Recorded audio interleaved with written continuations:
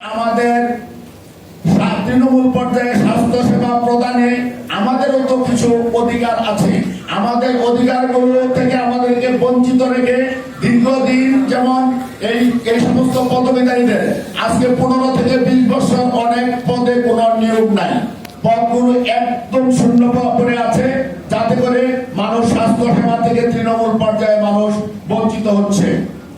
আবার যারা আমরা চাকরিতে অবস্থান করছেন তাদেরকে তাদের ন্যায্য অধিকারগুলো থেকে, যেমন আমাদের সকল ডিপার্টমেন্টে ডিপ্লোমাধারীদেরকে 10ম গ্রেড প্রদান করা হয়েছে, যেমন ডিপ্লোমা ইঞ্জিনিয়ার, ডিপ্লোমা নার্স এবং ডিপ্লোমা কৃষি।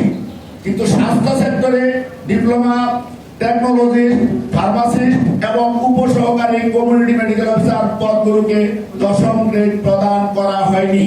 ইতিমধ্যে আমাদের ফাইল চূড়ান্ত অবস্থানে আছে।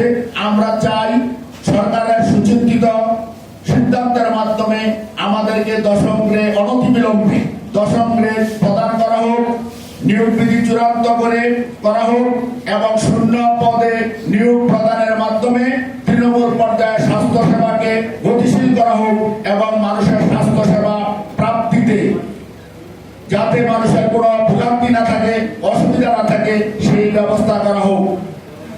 এই বলে আমি আমার বক্তব্য শেষ করছি। ধন্যবাদ।